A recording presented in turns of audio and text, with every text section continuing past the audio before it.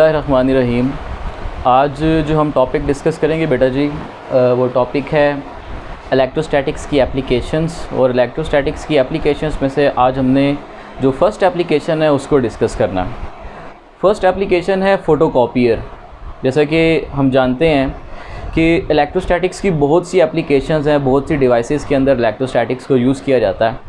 तो एक जो डिवाइस है, एक ऐसी मशीन जिसके अंदर इलेक्ट्रोस्टैटिक्स को यूज़ किया जा रहा है, दैट इज़ बेसिकली फ़ोटोकॉपियर।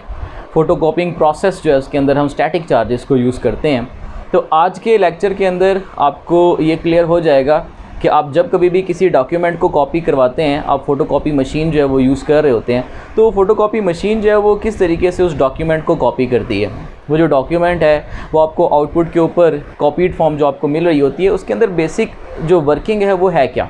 जो फ़ोटोकॉपिंग मशीन है वो उसके कौन कौन से मेन पार्ट्स हैं जिनके ज़रिए जो है वो आपको आउटपुट के ऊपर एक कॉपी मिल जाती है। आप पहले एक पेज, जो भी पेज आपने कॉपी करवाना होता है, आप उसको स्क्रीन के ऊपर अपसाइड डाउन प्लेस करते हैं। जो ग्लास स्क्रीन होती है उसके ऊपर आप उसको अपसाइड डाउन प्लेस करते हैं और फिर आपको जो है वो उसी तरह का कॉपीड इमेज जो है वो आपको एक पेपर के ऊपर मिल जाता है। तो आज हम इसकी ब्लॉक डायग्राम को यूज़ करेंगे। फ़ोटोकॉपिंग मशीन बहुत सारे पार्ट्स होते हैं इसके अंदर, लेकिन हम सिर्फ उन्हीं पार्ट्स को यहाँ पर डिस्कस करेंगे जिनका मेन फंक्शन होता है। उन पार्ट्स को डिस्कस करके हम जो फ़ोटोकॉपिंग प्रोसेस है उसको समझने की कोशिश करते हैं। तो इसमें सबसे पहले हम ये देख लेते हैं कि फ़ोटोकॉपी मशीन बेसिकली यूज़ किस लिए की जाती है। फ़ोटोकॉपी मशीन जो है वो यूज़ की जाती है किसी भी डॉक्यूमेंट को कॉपी करने के लिए। कोई भी पेज जिसको आप कॉपी करना चाहते हैं, आप उसको फ़ोटोकॉपी मशीन के ऊपर जो है वो अपसाइड डाउन प्लेस करेंगे और आपको उसका जो है वो एक इमेज मिल जाएगा। अब थोड़ा सा इसको रिमाइंड कर लें आप, चूँकि सब फ़ोटोकॉपी मशीन जो है उसको आप ऑब्ज़र्व करते हैं, तो बेसिक प्रोसेस होता क्या है। बेसिक प्रोसेस ये होता है कि आपने करना क्या होता है, वो जो पेज है, जिस पेज को आपने कॉपी करवाना है, उस पेज को जहाँ पर भी रिटन फॉर्म में कुछ मौजूद है, उसको आपने जो फ़ोटोकॉपी मशीन की जो स्क्रीन है, उसका जो ग्लास स्लैब है, उस ग्लास स्लैब के ऊपर आप उसको इस तरीके से अपसाइड डाउन प्लेस कर देते हैं। जब आप उसको अपसाइड डाउन प्लेस करेंगे तो फिर उसके नीचे से क्या पास करता है, ये आप सबकी ऑब्जर्वेशन है, उसके नीचे से लाइट पास करती है। और जब लाइट पास करती है तो ऐसे समझ लें जैसा कि वो लाइट इस पेज का इमेज लेकर फॉल करवाती है किसी सरफेस के ऊपर, और सरफेस को फिर आप पेज के साथ अटैच करते हैं तो पेज जो है वहाँ पर आपको कॉपीड फॉर्म में जो है वो डॉक्यूमेंट मिल जाता है। अब हम देखते हैं कि वो सरफेस बेसिकली है क्या। फ़ोटोकॉपी मशीन के जो बेसिक पार्ट्स हैं वो कौन से हैं, उनको हम देखेंगे। तो जो इसके मेन पार्ट्स हैं फ़ोटोकॉपी मशीन के, वो है ड्रम। ड्रम को हार्ट ऑफ फ़ोटोकॉपी मशीन भी कहा जाता है। ड्रम जो है वो इसका मेन पार्ट है। और ड्रम किस चीज़ से बना हुआ है? ड्रम जो है वो एलुमिनियम का है। आपने एलुमिनियम जो है उसका एक ड्रम यूज़ किया हुआ है, जैसा कि यहाँ पर हमने इसको रिप्रेजेंट कर दिया है। The heart of photocopy machine is basically drum, and drum is made up of aluminium. आप जानते हैं कि एलुमिनियम जो है वो एक अच्छा मेटल है और इसके अंदर फ्री इलेक्ट्रॉन्स बहुत ज़्यादा होंगे, तो फ्री इलेक्ट्रॉन्स को हम यहाँ पर यूज़ करेंगे। उसके बाद जो इसका सेकेंड पार्ट है वो है लेंसेज। आप लेंसेज के ज़रिए क्या करते हैं? लेंसेज के ज़रिए आप लाइट को फोकस करवाते हैं। यहाँ पर जो है वो हम लेंस यूज़ कर रहे हैं और इस लेंस का काम ये होगा कि ये लाइट को इस ड्रम के ऊपर फोकस करेगा, इस ड्रम के ऊपर इस लाइट को फॉल करवाएगा। उसके बाद हम लाइट सोर्स को यूज़ कर रहे हैं और लाइट सोर्स का क्या काम है? लाइट सोर्स का काम है टू प्रोड्यूस इमेज। यहाँ पर हमने लाइट सोर्स को यूज़ किया, वो लाइट जिसकी मैंने आपसे स्टार्ट में बात की कि जब आप डॉक्यूमेंट को इस तरीके से अपसाइड डाउन प्लेस करते हैं तो उसके नीचे से लाइट पास करती है। वो लाइट, उसका सोर्स कौन सा होता है? यहाँ पर हमने उस लाइट सोर्स को रिप्रेजेंट कर दिया। ये लाइट सोर्स जो है वो उस डॉक्यूमेंट के ऊपर क्या करेगा? इसको स्कैन करेगा, इसके ऊपर से लाइट को पास करवाएगा, तो वहाँ से लाइट रिफ्लेक्ट होने के बाद इस लेंस के थ्रू इस ड्रम के ऊपर जो है वो फोकस हो जाएगी। उसके बाद हमारे पास एक और इसका बहुत इंपॉर्टेंट पार्ट है, दैट इज़ टोनर। बाज़ औक़ात आपने देखा होगा कि आपको जो आउटपुट, जो कॉपी मिलती है, जो कॉपीड फॉर्म, जो कॉपीड पेज आपको मिल रहा होता है, उसके ऊपर जो राइटिंग होती है वो बहुत ही डिम होती है। तो फिर आप क्या कहते हैं कि इसको मज़ीद, इसको दूसरी कॉपी करवाते हैं। तो जो सेकंड कॉपी हो, सेकंड कॉपी के अंदर जो फ़ोटोकॉपी करने वाला होता है वो असल में टोनर की जो वैल्यू है उसको इंक्रीज़ कर देता है, टोनर की अमाउंट को इंक्रीज़ कर देता है। तो टोनर बेसिकली है क्या? टोनर जो है वो ब्लैक पाउडर है। जब आप ब्लैक पाउडर की अमाउंट को इंक्रीज़ कर देते हैं तो आपको वही कॉपी जो कि पहले डिम मिल रही थी, अब वो कॉपी आपको एक प्रॉपर फॉर्म में मिल जाती है। उसके बाद एक और पार्ट है इसके अंदर जिसको हम हीटेड प्रेशर रोलर्स कहते हैं। अब ये जो टोनर है, जैसा कि मैंने आपको बताया कि टोनर ब्लैक पाउडर को कहते हैं और इस ब्लैक पाउडर को इस पेज के ऊपर शिफ्ट किया जाता है। तो फिर उस पेज के ऊपर चूँकि पाउडर्ड फॉर्म में आपके पास जो है वो इमेज मौजूद है, तो आपने उस पाउडर्ड फॉर्म को क्या करना है, हीटेड प्रेशर रोलर्स में से पास करवाना है। और हीटेड प्रेशर रोलर्स जो है वो उस इंक को यानी कि उस पाउडर को मेल्ट करते हैं और आपको एक अप्रॉक्सीमेटली परमानेंट फॉर्म में एक इमेज मिल जाता है। अच्छा, अब हम इसका जो फंक्शन है, इसकी जो वर्किंग है उसको अंडरस्टैंड करते हैं। ज़रा देखिएगा, बहुत इंपॉर्टेंट है। इसकी वर्किंग में से जो कुछ मेन पॉइंट्स हैं उनसे रिलेटेड आपके पास शॉर्ट क्वेश्चंस बनते हैं। लॉन्ग क्वेश्चन के अंदर इस क्वेश्चन के आने के चांसेस जो है वो बहुत कम है, लेकिन शॉर्ट क्वेश्चंस बनते हैं, उसके लिहाज से आप इसको प्रिपेयर कर सकते हैं। बेटा जी, ये जो हमारे पास इसका मेन पार्ट है, that main part is called drum. इसको फ़ोटोकॉपिंग मशीन का हार्ट भी कहा जाता है। और ये जो ड्रम है, ये ड्रम अपने एक्सिस के अबाउट रोटेट कर सकता है। ये मैंने इसका एक्सिस ड्रॉ कर दिया है और इस एक्सिस के अबाउट ये क्या कर सकता है, ये रोटेट कर सकता है। अब इस ड्रम के ऊपर, जो कि एलुमिनियम का बना हुआ है, इस ड्रम के ऊपर एक सब्सटेंस की लेयर जो है उसको डिपॉजिट करवा दिया जाता है। वो लेयर किसकी होती है? वो लेयर है सेलेनियम मटीरियल की। सेलेनियम एक फ़ोटो कंडक्टर है। दोबारा से सुन लें ये बात कि वो जो ड्रम है जो कि एलुमिनियम का बना हुआ है, इस एलुमिनियम ड्रम के ऊपर एक लेयर को डिपॉजिट कर दिया जाता है, एक सब्सटेंस की लेयर जो है उसको डिपॉजिट कर दिया जाता है। और वो लेयर कौन से सब्सटेंस की है? वो लेयर सेलेनियम की है। And selenium is basically photo conductor. Photo conductor किसे कहा जाता है? फ़ोटो कंडक्टर ऐसे सब्सटेंस को कहा जाता है जो कि in the presence of light conductor बन जाता है और in the absence of light as an insulator behave करता है। यानी कि जब इस सब्सटेंस के ऊपर, फॉर एग्जांपल ये सब्सटेंस है, इसके नीचे एलुमिनियम है और आपने इस एलुमिनियम के ऊपर सेलेनियम की जो लेयर है उसको डिपॉजिट कर दिया, तो जब इस सब्सटेंस के ऊपर लाइट फॉल करेगी तो ये सब्सटेंस जो है वो एज ए कंडक्टर बिहेव करेगा। But in the absence of light ये जो सब्सटेंस है वो एज एन इंसुलेटर बिहेव कर रहा है। इसमें से कोई भी चार्जेस जो है वो कंडक्ट नहीं कर पाएंगे।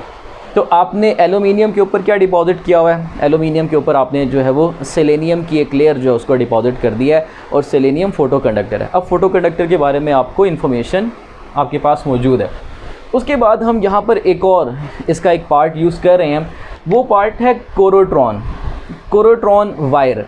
हमने इस सरफेस के ऊपर, सेलेनियम सरफेस के ऊपर कोरोट्रॉन वायर जो है उसको अटैच किया हुआ है। ये देखिएगा आप, यहाँ से लेकर यहाँ तक ये इसके ऊपर एक कोरोट्रॉन वायर जो है उसको अटैच कर दिया गया। इस कोरोट्रॉन वायर का फंक्शन ये है कि ये इस पूरे सरफेस को पॉजिटिवली चार्ज करेगा। ये जो कोरोट्रॉन वायर है ये असल में पॉजिटिव चार्जेस सप्लाई कर रही होती है इस पूरे सरफेस को। यानी कि जो सेलेनियम सरफेस है, उस सेलेनियम सरफेस के ऊपर क्या मौजूद होंगे? उस पूरे सेलेनियम सरफेस के ऊपर पॉजिटिव चार्जेस हैं। अब मैं इसको दोबारा से आप लोगों को एक्सप्लेन करता हूँ, ज़रा इसको एक दफ़ा फिर से सुन लें। सबसे नीचे है एलुमिनियम। एलुमिनियम एक अच्छा कंडक्टर है। उसके ऊपर सेलेनियम है, सेलेनियम की लेयर है। सेलेनियम जो है वो एक फ़ोटो कंडक्टर है और सेलेनियम के ऊपर पॉजिटिव चार्जेस को डिस्ट्रीब्यूट कर दिया गया है। किसके थ्रू? कोरोट्रॉन वायर के थ्रू। अब आपने नेक्स्ट प्रोसेस क्या होगा, नेक्स्ट स्टेप आपका क्या होगा?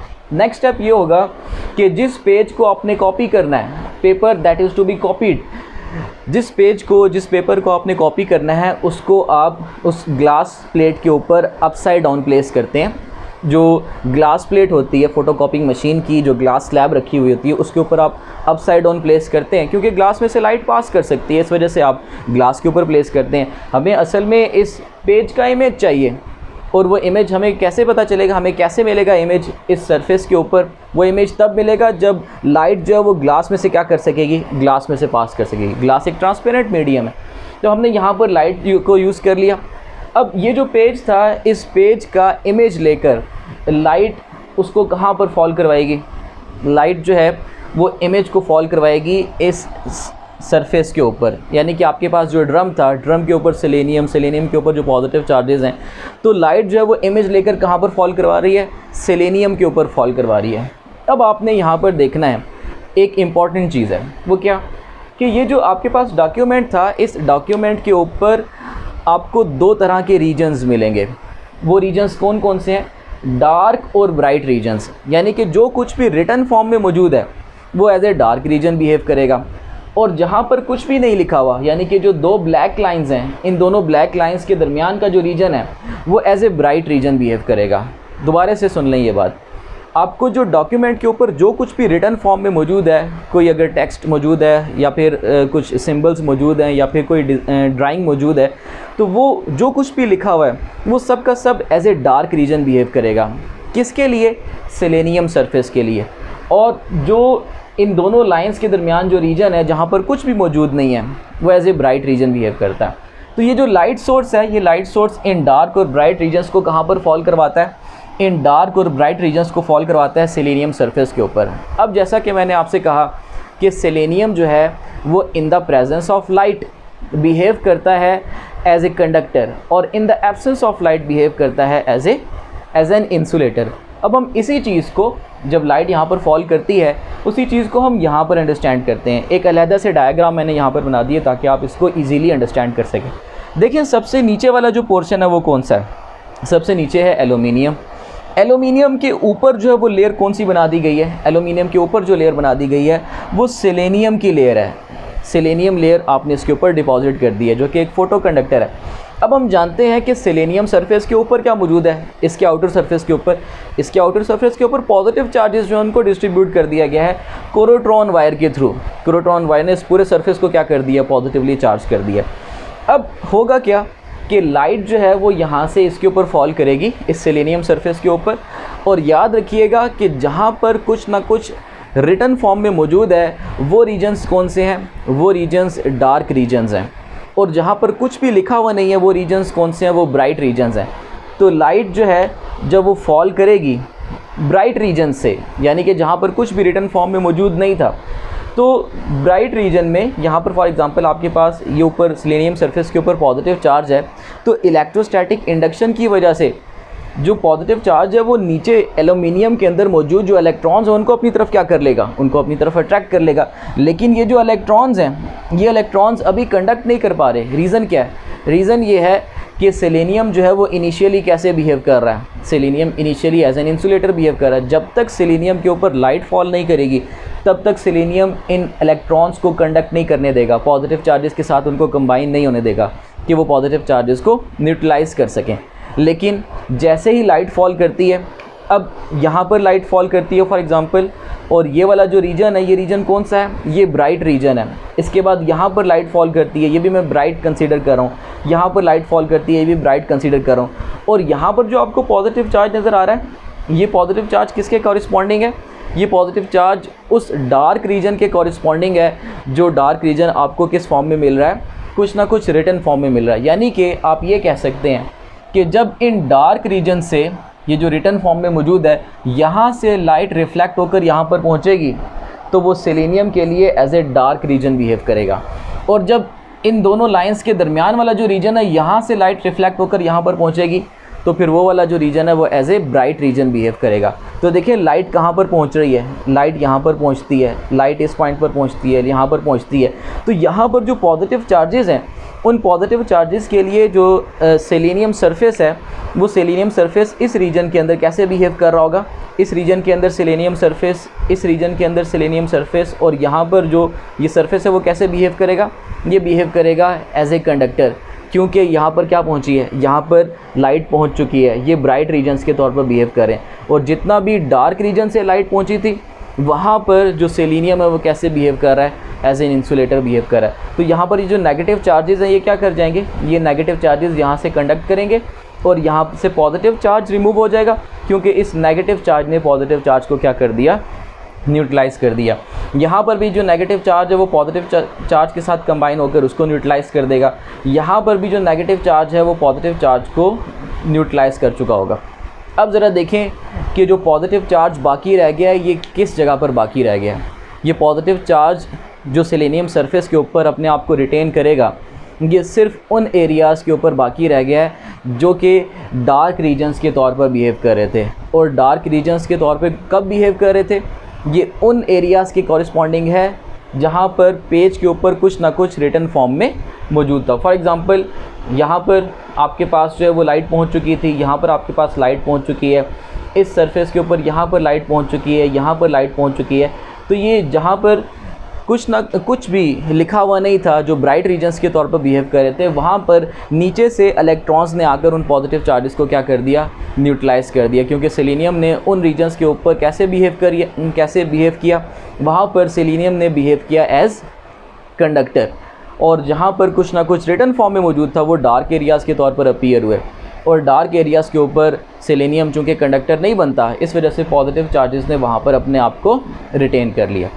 तो पॉजिटिव चार्जेस सिर्फ़ और सिर्फ उस जगह पर मौजूद होंगे जहाँ पर कुछ ना कुछ रिटर्न फॉर्म में मौजूद था। फॉर एग्ज़ाम्पल देखिएगा, यहाँ पर ए लिखा हुआ था, तो यहाँ से जब लाइट इस पॉइंट के ऊपर पहुँची तो ये ए कैसे बिहेव कर रहा था, ये ए जो है वो as a dark region behave कर रहा था। तो यहाँ पर जो सेलेनियम सरफेस है वो फिर एज ए कंडक्टर उसने बिहेव नहीं किया।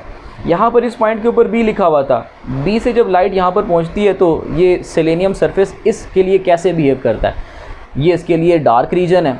तो डार्क रीजन के लिए जो सेलेनियम सरफेस है वो कंडक्टर तो नहीं बनेगा, वो तो सिर्फ इंसुलेटर ही रहेगा। तो ए और बी जो है ये यहाँ पर आपको पॉजिटिव चार्जेस की फॉर्म में मिलेंगे। पॉजिटिव चार्जेस इन जगहों के ऊपर अपने आप को रिटेन करेंगे। अब उसके बाद नेक्स्ट स्टेप क्या है? नेक्स्ट स्टेप ये है कि जहाँ जहाँ पर पॉजिटिव चार्जेस बाकी रह गए थे वहाँ पर अब आपने अटैच करना है टोनर को। टोनर को हाईली नेगेटिवली चार्ज किया जाता है। टोनर के ऊपर जो है वो नेगेटिव चार्ज मौजूद होता है। ये जो ब्लैक पाउडर है जिसको हमने ब्लैक पाउडर का नाम दिया था, toner is basically black powder. इस ब्लैक पाउडर को क्या किया जाता है, एक वायर के थ्रू इसको चार्ज कर दिया जाता है, इसके ऊपर चार्ज मौजूद होता है। तो नेगेटिवली चार्ज करके अब जब ये ड्रम रोटेट करता है तो जहाँ जहाँ पर पॉजिटिव चार्ज था, इलेक्ट्रोस्टैटिक इंडक्शन की वजह से ये जो टोनर है वो उस पॉजिटिव चार्ज के साथ अटैच हो जाता है। क्योंकि दोनों चार्जेस अपोजिट नेचर के, उन दोनों चार्जेस के दरमियान फोर्स ऑफ अट्रैक्शन होगी। तो आप ऐसे समझ लें जैसे कि जो टोनर कार्ट्रिज है, इसके ज़रिए आपने जो नेगेटिव चार्जेस हैं उन नेगेटिव चार्जेस को पाउडर की फॉर्म में कहाँ पर स्प्रिंकल कर दिया, कहाँ पर डिपॉजिट कर दिया, इन पॉजिटिव चार्जेस के साथ अटैच कर दिया।